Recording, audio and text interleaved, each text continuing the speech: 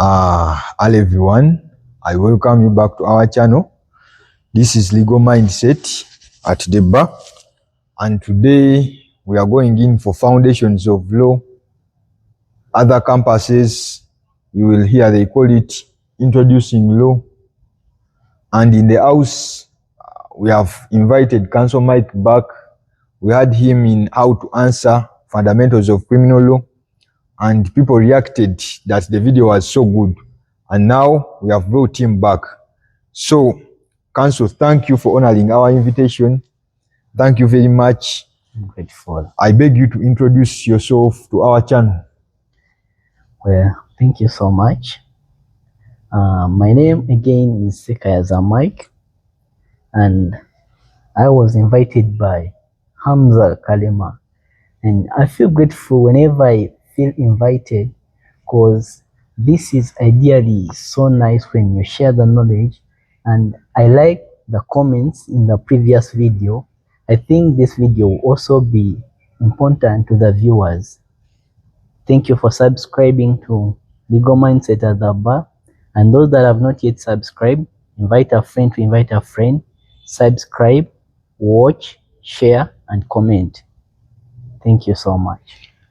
Thank you very much, Counsel. So, today we are going to look at a very crucial topic, kin and sacrosanct in the foundations of law. And it also crosses to other course units. This is the ILAC of courts. So, by the end of today, what should our viewers know about the ILAC of courts? I'll begin with the topic, the course unit itself. Foundation, or what most campuses call introducing law, it is a crucial course unit whereby it sets a precedent.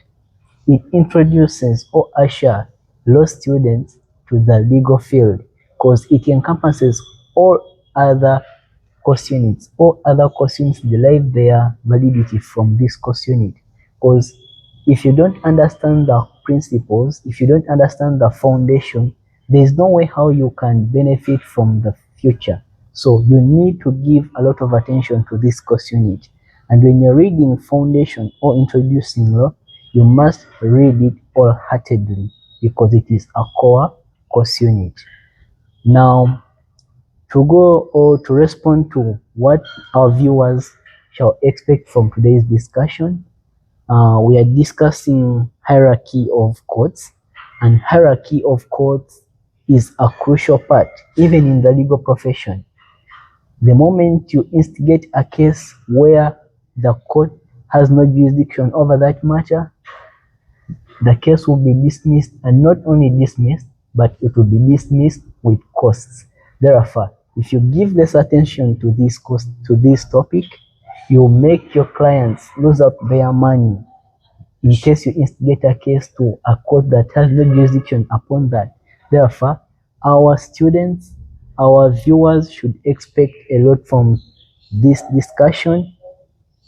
They will understand which court has which jurisdiction and what each court is composed of, how many judges are composed in a given court, and the quorum of judges in a given case. The distinction between composition and quorum is attributed to not less than the number of judges that sit in a given matter. That the court can be composed of more than 5 or 7 judges, but yet the quorum is the number of judges that sit on a panel in a given suit. And besides that, our viewers should also expect to know the jurisdiction, both original and apparent jurisdiction of each court. Basically, that's what our viewers should expect, and the different courts that are in Uganda. Thank you very much, Counsel. So let us dive in this discussion. We simplify it for our viewers, but before, I beg you to just subscribe. If you are watching, why don't you subscribe? subscribe, turn on the notifications such that if we bring in new videos, they are brought to your attention. If you're watching, just like, share with your colleagues. We are in the period of exams. These areas are so crucial. So I beg we start with the ritual meaning. What does Ailake means? What is a court? Let us first simplify it as a layman. Okay. I'll begin with a quote. A quote, to me, I call it the home of justice. If you expect justice, nowhere you can go except to court. But legally, a court has been defined by articles of the Constitution, by the Interpretation Act, The Advocates Act. the Advocates Act, and literally those acts, all those law provisions define a court as a body with jurisdiction to handle matters, Yeah, thank you very much. as you may call it. And then for hierarchy, it literally means the chronological flow from top to bottom.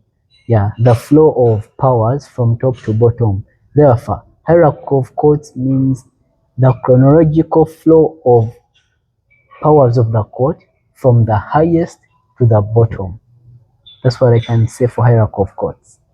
So thank you very much, Council. You said a number of statutes define what a court means, and I will quote for you one, the Interpretation Act, which defines it as a court of competent jurisdiction, as you already defined it.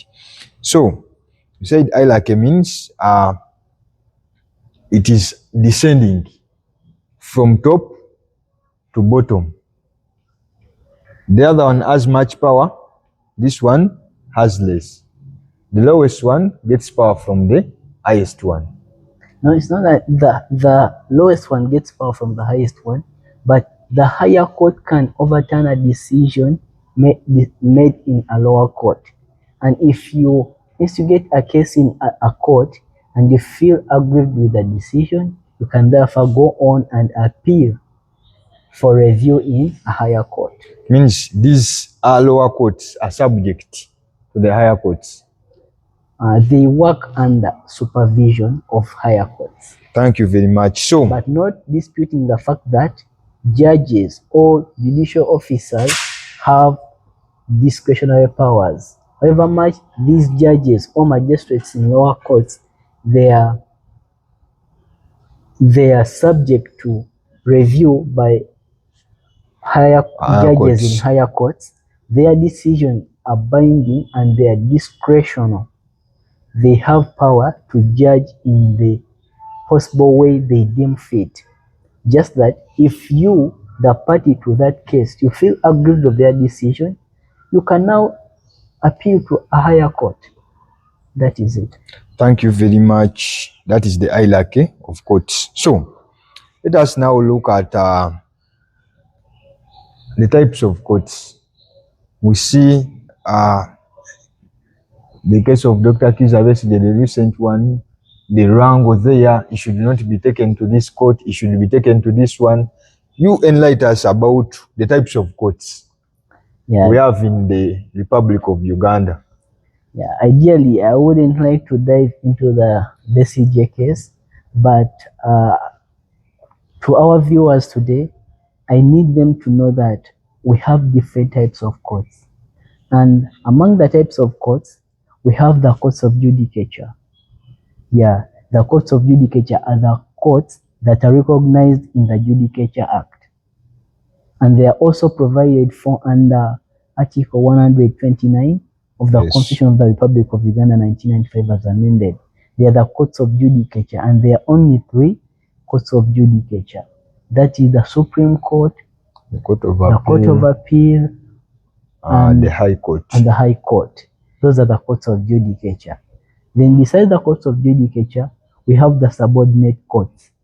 The subordinate courts, they are the courts that are not recognized under the Judicature Act, but they also have powers to handle over matters. For them, they are lower courts, and they include the Chief Magistrate's Court. We have the Magistrate Grade 1, Grade we 2. have Grade 2, and other lower courts. And then lastly, we have special courts.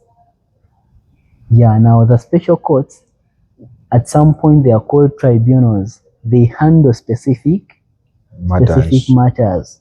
Yeah, just like you are introducing that a thing of military courts are tribunals, and they handle specifically military issues. Those are called the martial courts. And another example of a special court can be a tax tribunals court. A tax tribunals court can only handle issues to do with taxes. If you have any grievances about tax payment, you can take your matter to the tax appeals tribunal and other courts, as we may see in our discussion. Thank you so much. Thank you very much. So we have now seen their types. Yeah. And I advise the colleagues before, maybe in their introductions, to talk about the exercise of judicial power. How do you see counsel? And is it 126? Judicial power shall belong to the people, shall be exercised in the name of people, with the values, norms, and aspirations of the people. So, counsel, I beg we move this discussion slow but sure. So, we have seen the courts of judicature. Let us first handle the courts of judicature. We shall go to the subordinate courts, and then we continue to the special courts. So, take us through the courts of judicature. Internalize more on them. What should a student know about the courts of judicature? Their composition, their establishment, and their jurisdiction. Yeah, thank you so much. As you have said, for courts of judicature, a student must know their establishment. If you claim that this is a court of judicature, you must know its establishment. Where in the Constitution or in the Judicature Act is it stated that this is a court? So you must know the establishment of that court as a court. Then after the establishment, you also ought to know the composition. What is the general composition of that court? By composition, I mean how many judges are in that court. And after the composition, you ought to know the quorum. Yes. And the quorum introduces the jurisdiction. These courts have different jurisdiction. And among the jurisdiction, we have original jurisdiction and appellate jurisdiction. By original jurisdiction, it means that that court handles that for the first hearing. And for appellate, it is that court can handle that matter as a referral from another court. But then I was tackling something with quorum. When an issue is instituted or when a suit is instituted before a given court, not that all judges in that court will handle that matter. No. A couple of judges will have to sit on the panel to give their ruling upon that suit. And then the number of judges that do sit on that panel, we refer to them as quorum. That's the distinction between a quorum and a composition. Okay, thank you very much, counsel, for that message. So, let us start with the highest court in the hierarchy, the Supreme Court. What should we know about the Supreme Court? Well, the Supreme Court, it is the highest court, the highest appellate court, meaning that any issue or any suit cannot exceed the Supreme Court has the highest judicial powers over a suit in Uganda. And the Supreme Court is composed, or it is established by Article 130 of the Constitution.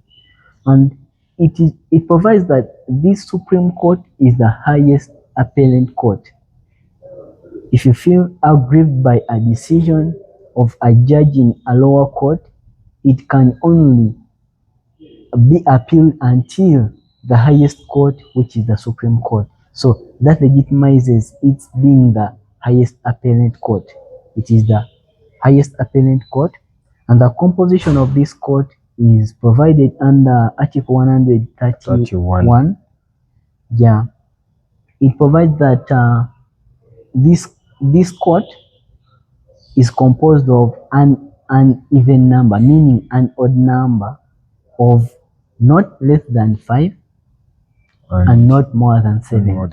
That means that this court is composed of 7 judges, and on top of that, these judges are led by the CJ, the Chief Justice, is the highest ranking officer in the Supreme Court. Yes. So that is the composition.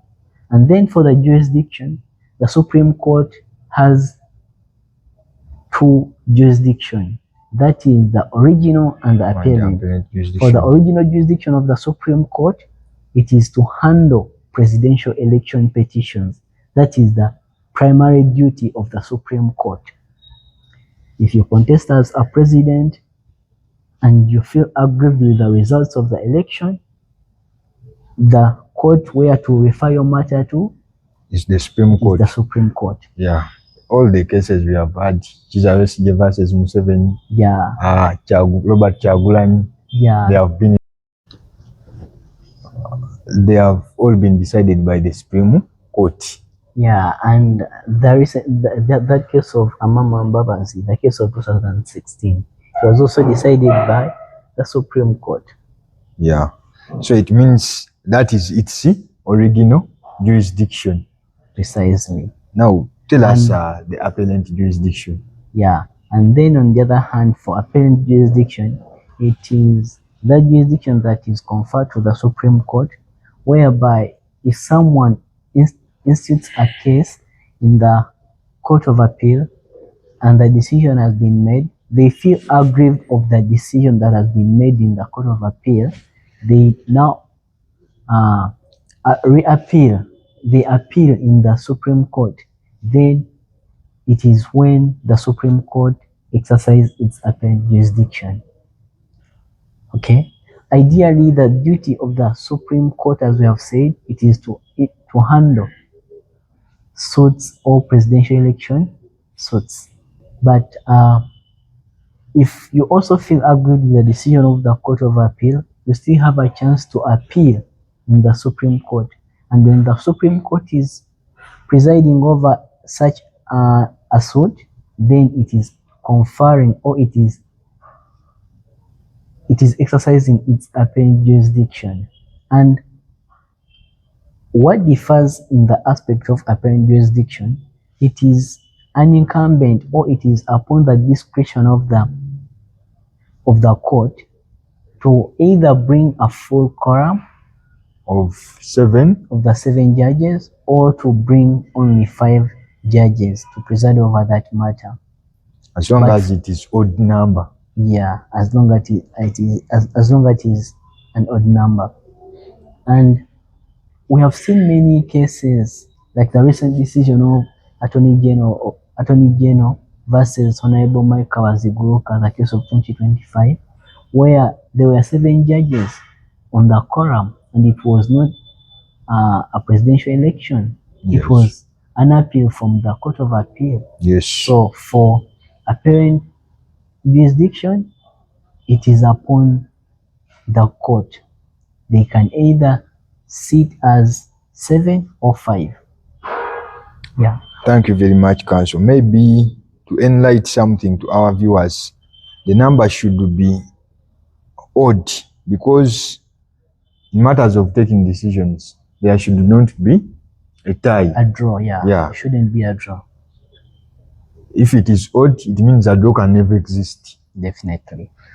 Thank you very much, Counsel. So give me a bottom line of your discussion about the Supreme Court. Only about the Supreme Court. Yeah. Yeah. In a few minutes, 1 minute. Okay. Only about the Supreme Court. Yeah. You need to know the establishment. 130. You need to know the composition. Article 131.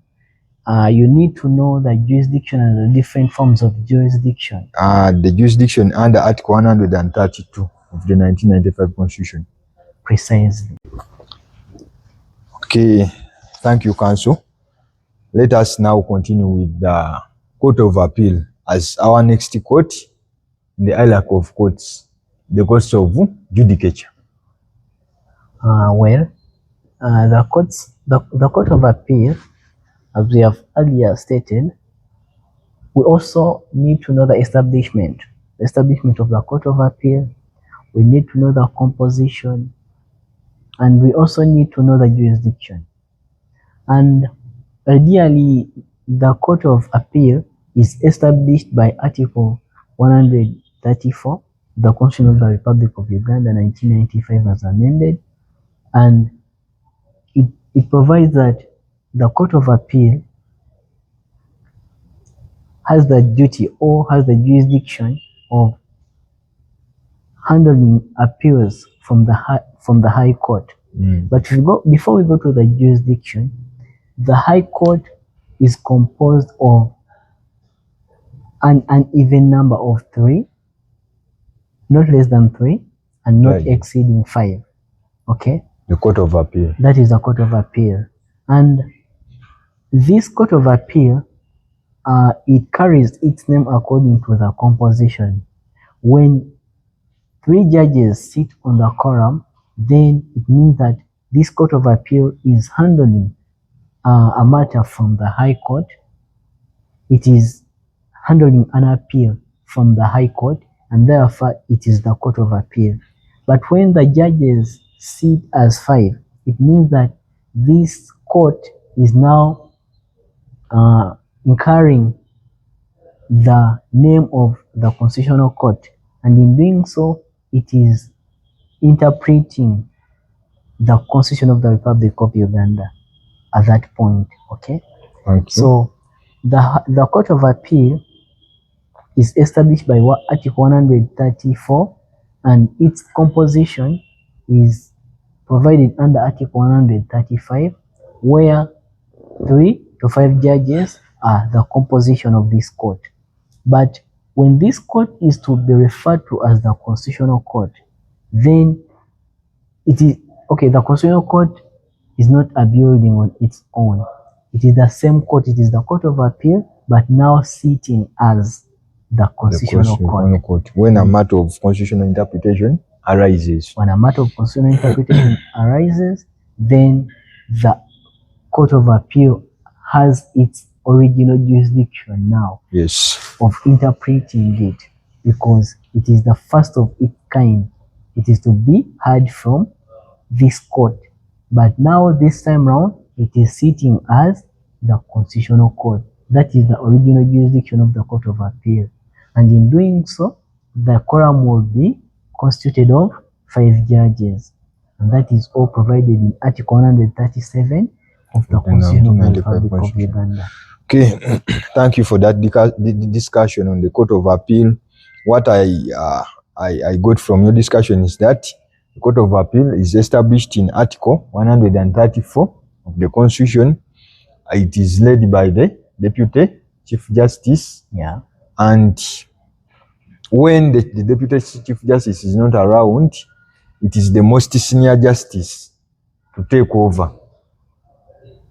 How do we determine the most senior justice? Now, the most senior justice, just like you introduced me as senior counsel, I said I'm not senior. Senior counsel is someone who has practiced for more than 15 years. Similarly to the senior judge in the court, they are determined according to the tenure of service. If you have served for more period of time than other judges, then you're senior. Okay. Yeah. That's how they determine the most senior judge. Thank you very much, Counsel. The composition under Article 135 and the interpretation of the Constitution under 137. So let us look at the High Court.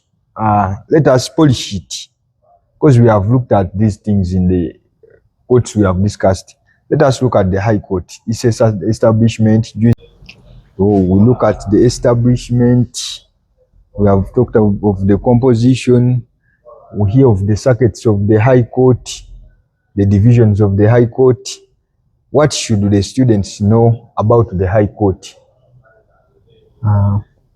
Now, for the High Court, it is not so far different from the Supreme Court and the Court of Appeal. We also need to know the establishment, the composition, and the jurisdiction.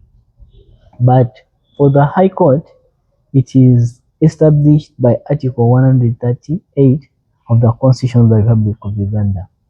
And its establishment also confines the composition.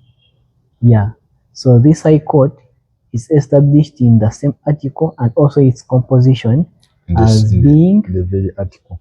The very article, So its composition, it is usually made up of a single judge, and the High Court is led by the principal judge, unlike the deputy CJ and the CJ in the previous courts respectively. The principal judge for the High Court. The principal judge is the one who heads the High Court.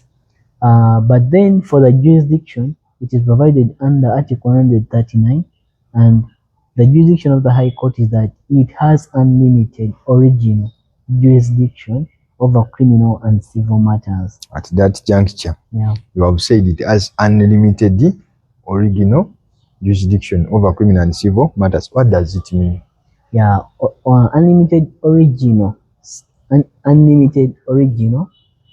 on civil and criminal matter. It means that you can take a matter to the High Court for the first hearing, and the High Court presides over it. So it has that original that for it is not apparent that you must have went to the lower courts to take the matter to the High Court. You can take the matter to the High Court even if it is for the first hearing, and the High Court treats it as urgent.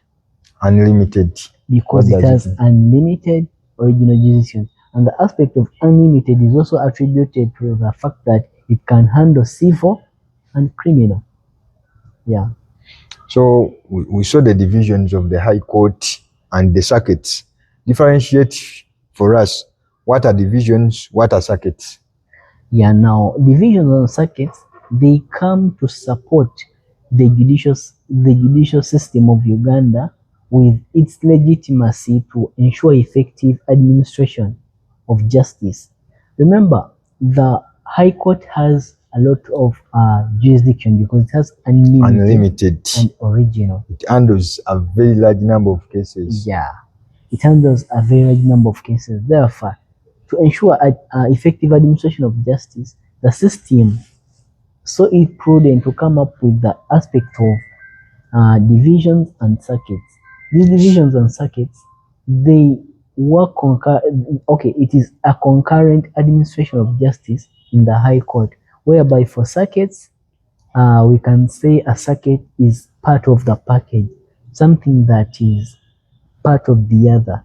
So a circuit, these High Court circuits are the different High Courts that are in Uganda, because the mere fact that the High Court has unlimited jurisdiction, that system saw it prudent that they could establish many courts as they can to ensure that even people from up country can acquire justice from wherever they are. Take an instance where the High Court was only one in Uganda. It would, in Kampala. If it was in Kampala, then people from up country would definitely take long to admit to actually justice. Even those in Kampala could take long to be heard. Definitely. Because many cases come because we said it has unlimited original jurisdiction. Precisely. So it means that if a person in Imbala has a case, the one in Arua, they have a case. The one In Masaka, the one Is in it- Movende. So if those circuits are like in Uwende we have a circuit, Yeah. in Masaka we have, different regions we have circuits. What is the rationale behind that? And do those circuits have the same power? Yeah, they do have the same power. It's not that the high court in Kampala has more powers. They all have the same powers because they are all high courts and they are all circuits. They work concurrent. They have the same power. It is one high court, It is one high court but just circuits. under circuits. And the rationale for circuits, it is to ensure that there is effective and quick administration of justice from wherever. There is this saying of justice delayed is justice denied. is justice denied. Yeah. So we have seen the circuits. Let us now look at the divisions. Yeah. Unlike the circuits, the divisions are the divisions are for ensuring specialization. And specialization in the same case, it is to ensure effective administration of justice. Imagine where you're tasked to handle a lot of things and you're one man. It would be hard on you. Yeah. But now the system, the judicial service, saw it prudent to put in place circuits, to put in place divisions whereby each division handles a specific Matter. And in doing so, they are trying to ensure that whatever the court is doing, it does it better. Okay? And that's why the system now came up with this division. We have the family division, The criminal division, we have the civil division, the commercial. like that, so forth and so forth. So these divisions, each of them handle a specific group Matter. of cases. Yeah. Thank you very much, Counsel. From your discussion, I've quoted that the High Court is led by the principal judge. Its establishment and compositional under Article 138 of the 1995 Constitution. Its jurisdiction under Article 139, and it has unlimited jurisdiction, original unlimited jurisdiction in criminal and civil cases, giving it the rationale to have circuits. So, enlighten us more about the second type of courts, the subordinate courts. Let us polish them. Thank you so much. Yeah, now having covered the High Court, it seals up the first category of courts, which is the courts of judicature. And now to proceed on to the second category of courts, which are the subordinate courts. I will say that subordinate courts, unlike the courts of judicature, they are not stipulated anywhere in the Judicature Act, and that legitimizes their claim of being subordinate. They are lower courts. These subordinate courts, as we say that the law works concurrently, the subordinate courts are now enshrined, or their powers are enshrined under the Magistrate Courts Act, Cap 19. And this act, it establishes the Chief Magistrate's Court, the Magistrates' Courts, which are in the caliber of grade 1 and grade 2. So, for Chief Magistrates' Court, they are not led by a judge, but they're instead led by a Chief Magistrate as a presiding officer. And for the Magistrates' Court, they are presided over by a magistrate. We have a magistrate G1, the grade 1, and the magistrate grade 2. Those are the presiding officers in the Magistrates' Court. But for the Chief Magistrates' Court, it is led by the Chief Magistrate. And the Chief Magistrates' Court, it is the higher court under these subordinate courts. Yeah. So we have seen matters of pecuniary jurisdiction. You hear lawyers talking about them. Are these magistrate courts, the subordinate courts, do they have some amount of money they should not exceed? Yeah, for pecuniary interests, those are the financial interests. Uh, these subordinate courts, they usually handle pecuniary interests because if it is to handle a criminal case, then these must be cases that weigh petty punishments. Yeah, for example, a magistrate's court can never give a sentence that exceeds 10 years.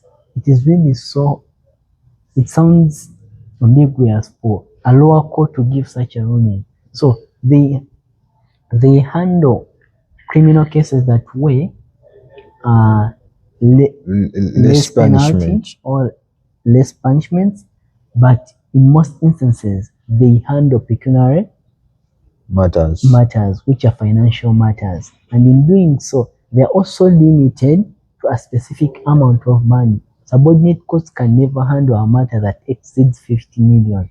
Therefore, it seals up the jurisdiction of these subordinate courts. They handle criminal cases that weigh less punishments. Even their pecuniary jurisdiction is of lower amounts of money. So they are subordinate and they are lower courts. Thank you very much, Counsel. Let us polish the other category of courts, the special courts. Let us polish them. Well, the special courts, they are the third category of courts. And as the word sounds special, special courts also handle special matters. And special courts at some point are referred to as tribunals. If you dig deep into the law, they are usually referred to as tribunals. And these special courts are usually put in place to ensure or to handle a specific aspect. Okay? And these special courts are usually put in place to ensure that, they are like administrative bodies, but issuing given with discretionary powers, like judicial powers. Okay. Yeah. And in most instances, these special courts, they are usually governed, or they are not led by judges or magistrates, but they are handled by experts in a given field. Yeah, now these special courts are presided over by specialists or experts. An example is that a lecturer or a professor cannot preside over a military court or a tax tribunal's court. It is a personnel, a military personnel, or a specialized person in that field to preside over in these courts. Therefore, for special courts, they are not presided over by judges or magistrates, but by experts. And they are only to address fields within that expertise or that field, things within that field or issues within that field. That's what I can say for special courts, and that most instances, most people refer to them as tribunals. Thank you very much, Counsel. Thank you for honoring our invitation. This is Legal Mindset at the bar. I urge you to subscribe, share, like, and comment where you feel like you're not satisfied. Touch that subscription button below such that we move on together. Tell them a word. We are in the period of exams. Yeah, now for students out there that are viewing us or our viewers, I advise you to read intensively. Don't stop on these videos. You need to go visit the library, read harder, and besides that, learn how to share. Share this information to your friend, like, comment, so that by the time, and subscribe. By the time we put another video, you can easily acquire it. That's the only way we can extend knowledge. I also take this opportunity to thank Mr. Hamza for the opportunities given to me and for the invites. I like what we are doing and I like what you do. Thank you so much. Thank you very much. Yeah.